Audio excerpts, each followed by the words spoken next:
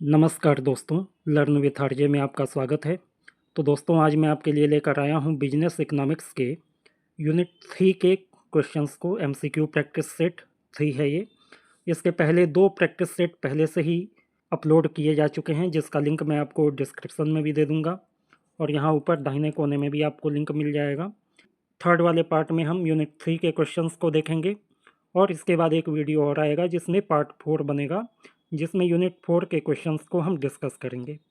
तो आइए शुरू करते हैं।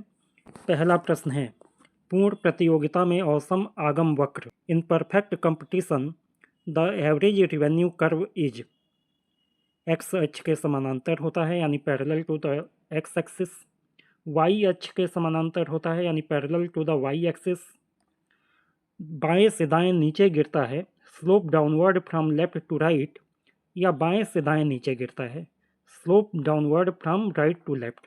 तो देखो, पूर्ण प्रतियोगिता की बात हो रही है और औसत आगम वक्र यानी एवरेज रिवेन्यू की बात हो रही है। तो पूर्ण प्रतियोगिता में एवरेज रिवेन्यू कर्व यानी औसत आगम वक्र एक्स एक्सिस के समानांतर होता है। ये एक्स एक्सिस होता है, ये वाई एक्सिस होता है, ठीक है। तो ये वाला ए आर कर्व ये एक्स एक्सिस के समानांतर होता है, ठीक है। ऑप्शन नंबर ए आपका सही हो जाएगा।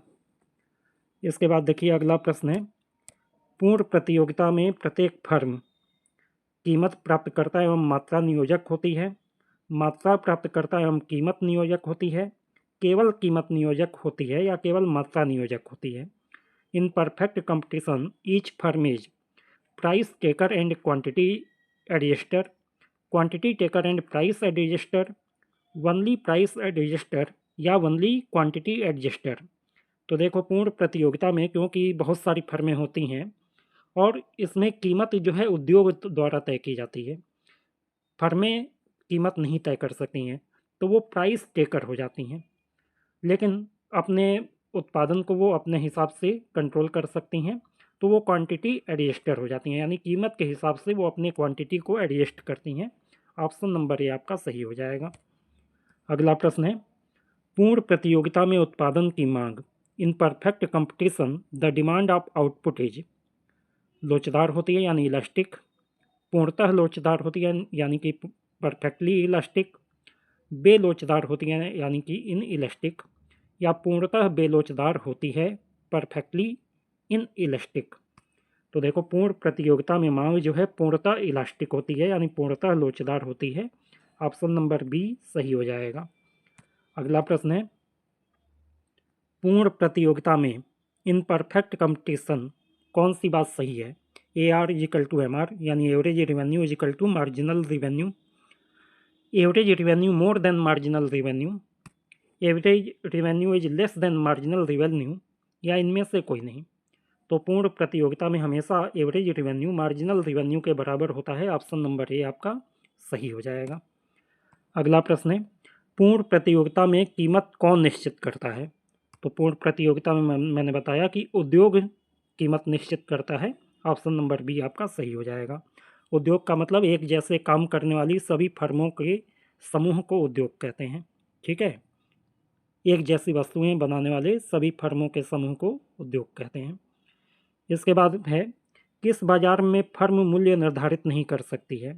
इन which market the firm can not be determined price, perfect competition, monopoly, monopolistic competition या ओलिगोपोली। तो अभी हमने डिस्कस किया है कि पूर्ण प्रतियोगिता में फर्में मूल्य निर्धारित नहीं कर सकती हैं, उद्योग द्वारा मूल्य निर्धारित होता है। ऑप्शन नंबर ए आपका सही हो जाएगा।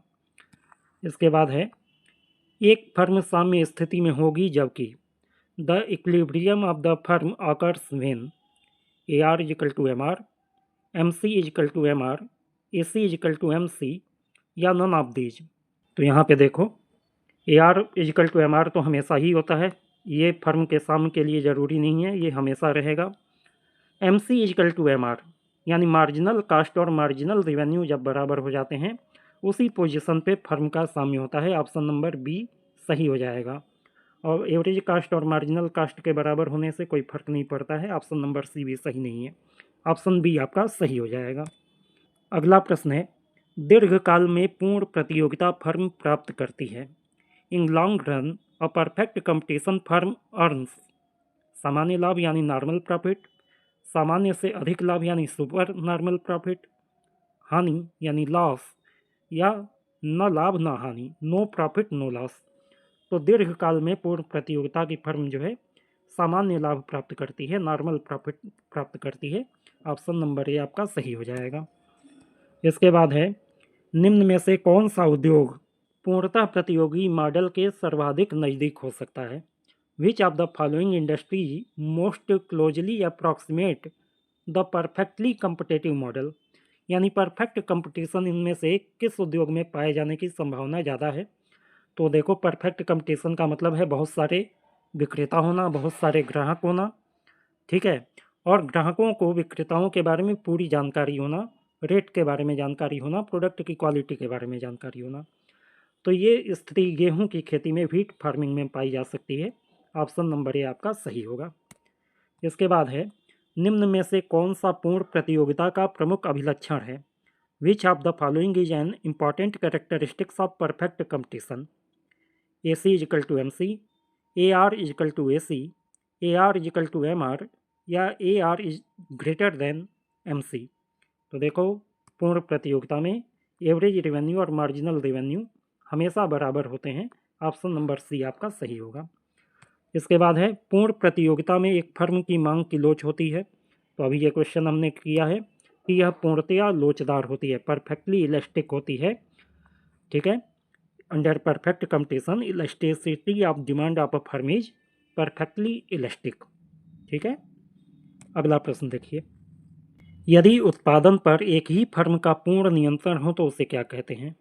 If a single firm has complete control over the production then it is called एकाधिकार यानी मोनोपोली, पूर्ण प्रतियोगिता यानी परफेक्ट कंपटीशन, अपूर्ण प्रतियोगिता यानी इम्परफेक्ट कंपटीशन, या द्वियाधिकार ड्यूओपोली।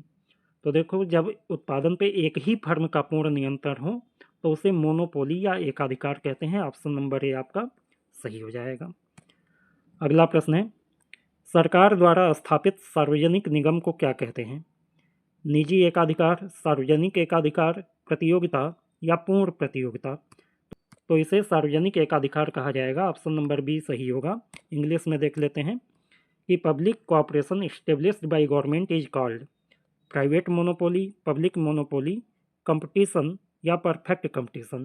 तो यहाँ पे पब्लिक मोनोपोली आपका सही हो जाएगा। इसके बाद है वस्तु के एक ही स्थान पर उपलब्ध होने के कारण वस्तु पर नियंत्रण को कहते हैं। Control on a product to availability in a particular place is called ऐच्छिक एकाधिकार यानी वॉलंटरी मोनोपोली, सामाजिक एकाधिकार यानी सोशल मोनोपोली, लीगल मोनोपोली यानी कानूनी एकाधिकार, या नेचुरल मोनोपोली प्राकृतिक एकाधिकार। तो देखो, जब वस्तु एक ही स्थान पर उपलब्ध होने के कारण वस्तु पर पूरा नियंत्रण किसी एक संस्था का होता है, तो क्योंकि ये प्राकृतिक रूप से होता है इसलिए इसे प्राकृतिक एकाधिकार कहेंगे। ऑप्शन नंबर डी आपका सही हो जाएगा। इसके बाद देखिए, एक ही व्यवसाय के भिन्न भिन्न स्थानों पर स्थित अनेक कारखाने एक ही नियंत्रण में हों तो वो क्षैतिज मिलन कहलाएगा, लंबवत मिलन कहलाएगा, एकाधिकार है या पूर्ण प्रतियोगिता है। When different factories of a business situated in the difference place come under the one management और कंट्रोल देन इट इज। तो इसे कहते हैं हॉरिजेंटल कॉम्बिनेशन, क्षैतिज मिलन। ऑप्शन नंबर ए आपका सही हो जाएगा, ठीक है। जब एक ही व्यवसाय के अनेक कारखाने अलग अलग जगह हों और उनका नियंत्रण एक ही में हो, एक ही व्यक्ति के पास हो, एक ही संस्था के पास हो, तो इसे हॉरिजेंटल कॉम्बिनेशन कहते हैं। वर्टिकल कॉम्बिनेशन में क्या होता है कि अलग अलग प्रकार के रॉ मटेरियल से लेकर फाइनल गुड्स तक की जितने भी प्रोडक्ट हैं उन सब की अलग अलग संस्थाओं का नियंत्रण जब एक व्यक्ति के पास होता है तो उसे वर्टिकल कॉम्बिनेशन कह देते हैं। अगला प्रश्न है, एकाधिकारी शक्ति को सीमित करने वाला है। Factor that limit the power of monopolist is नए प्रतियोगी का भय यानी फियर ऑफ न्यू कंपटीटर, सामाजिक एकाधिकार सोशल मोनोपोली, ऐच्छिक एकाधिकार वॉलंटरी मोनोपोली, या प्राकृतिक एकाधिकार नेचुरल मोनोपोली। तो देखो, एकाधिकारी को हमेशा नए प्रतियोगी का भय होता है क्योंकि यदि न्यू कंपटीटर आ गया तो उसका एकाधिकार समाप्त हो जाएगा, ठीक है। तो ऑप्शन नंबर ए आपका सही हो जाएगा। इसके बाद है एकाधिकारी फर्म का मांग वक्र होता है। The demand curve of monopoly firm will be X अक्षांश के समानांतर यानी parallel to X axis, Y अक्षांश के समानांतर parallel to Y axis, sloping downward from left to right यानी बाएं से दाएं गिरता हुआ या बाएं से दाएं ऊपर उठता हुआ, rising upward from left to right. तो यहाँ पे आपका ऑप्शन नंबर सी सही होगा, बाएं से दाएं गिरता हुआ। ठीक है, एकाधिकारी फर्म का मांग वक्र बाएं से दाएं गिरता हुआ होगा। ठीक है, अगला प्रश्न है एकाधिकारी निर्धारित नहीं कर सकता है। A monopolist can not be determine वस्तु की मांग यानी डिमांड ऑफ कमोडिटी, वस्तु की कीमत प्राइस ऑफ कमोडिटी, वस्तु की पूर्ति सप्लाई ऑफ कमोडिटी, या इनमें से सभी ऑल ऑफ दीज। तो यहाँ पे आपका ऑप्शन नंबर ए सही होगा, वस्तु की मांग को एक मोनोपोलिस्ट एकाधिकारी तय नहीं कर सकता है। बाकी वस्तु की कीमत क्या रखनी है उसके अधिकार में है, और वह कितनी वस्तु बनाएगा, वस्तु की पूर्ति कितनी होगी, ये भी उसके अधिकार में होता है। लेकिन वस्तु की मांग क्या होगी ये कस्टमर के ऊपर निर्भर है, मार्केट के ऊपर निर्भर है, इस पे एकाधिकारी का कोई जोर नहीं होता है, अधिकार नहीं होता है। अगला प्रश्न देखिए, अपूर्ण प्रतियोगिता में उत्पादकों की संख्या असीमित होती है, सीमित रहती है, कम होती है या अधिक होती है। Number of producer in imperfect competition is unlimited, limited, less या मोर। तो यहाँ पे आपका ऑप्शन नंबर बी सही होगा कि इम्परफेक्ट कंपटीशन में नंबर ऑफ प्रोड्यूसर यानी उत्पादकों की संख्या सीमित होती है, लिमिटेड होती है। अगला प्रश्न है, जब अनेक फर्में अस्थानापन्न वस्तुएं बेचें तो उसे क्या कहते हैं। When many firms produce goods which do not have the substitute is called एकाधिकार मोनोपोली, पूर्ण प्रतियोगिता यानी परफेक्ट कंपटीशन, मोनोपोलिस्टिक कंपटीशन यानी एकाधिकारी प्रतियोगिता, या अपूर्ण प्रतियोगिता इम्परफेक्ट कंपटीशन। तो देखो, जब अस्थानापन्न वस्तुएं कई फर्में बेचती हैं तो उसे कहते हैं एकाधिकारी प्रतियोगिता यानी मोनोपोलिस्टिक कंपटीशन। ठीक है, ऑप्शन नंबर सी आपका सही होगा।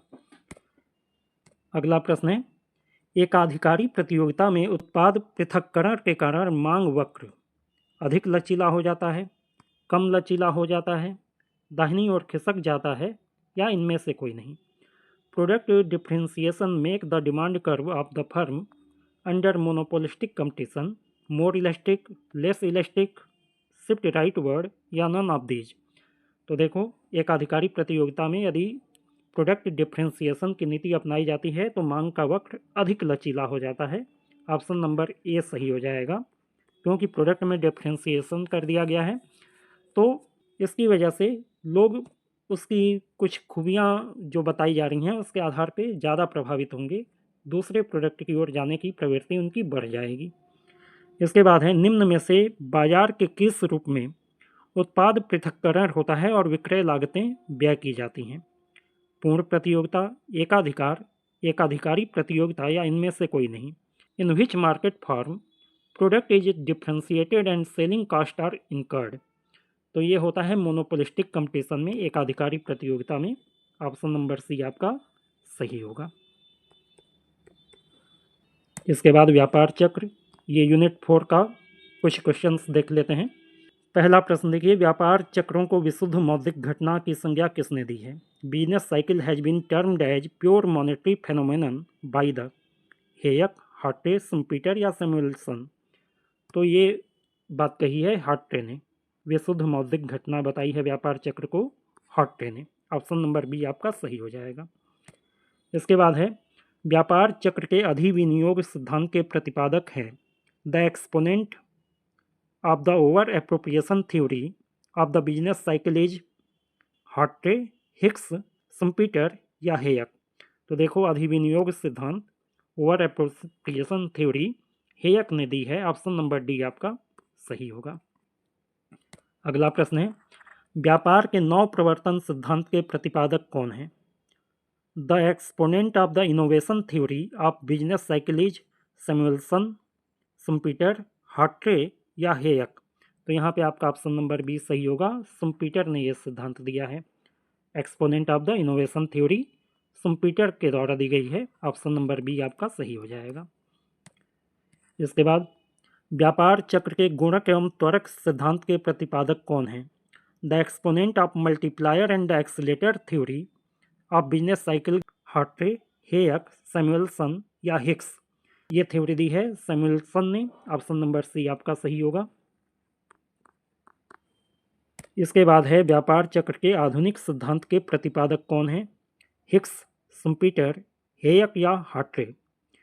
The exponent of the modern theory of business cycle is Hicks, Schumpeter, Hayek या हार्ट्रे। तो यहाँ पे आपका ऑप्शन नंबर ए सही होगा। Modern theory of business cycle Hicks ने दी है। ऑप्शन नंबर ए आपका सही हो जाएगा। तो इस वीडियो में इतना ही। आगे के क्वेश्चंस को, यूनिट 4 के अन्य क्वेश्चंस को हम नेक्स्ट वीडियो में देखेंगे। उम्मीद है कि ये वीडियो आपको अच्छा लगा होगा, आपके लिए उपयोगी होगा। यदि वीडियो आपको अच्छा लगा हो तो वीडियो को लाइक कीजिए, शेयर कीजिए और चैनल को सब्सक्राइब करके बेल आइकन दबा लीजिए ताकि नए वीडियो की नोटिफिकेशन आपको समय से मिल जाए। Good day to all of you.